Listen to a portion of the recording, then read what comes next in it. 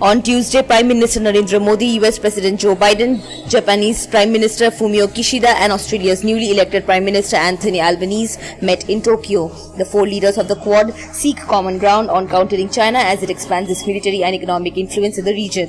PM Modi said Quad is moving ahead with a constructive agenda for the Indo-Pacific.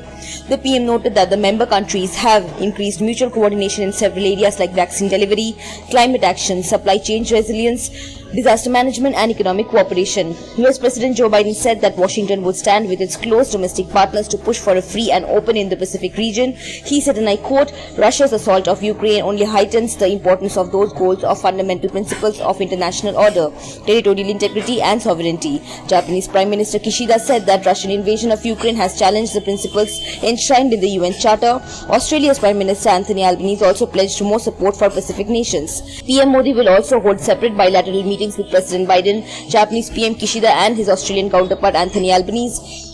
The summit in Tokyo is the fourth interaction of Quad leaders. In March last year, President Biden hosted the first ever summit of the Quad leaders in the virtual format that was followed by an in-person summit in Washington in September. The Quad leaders also held a virtual meeting in March.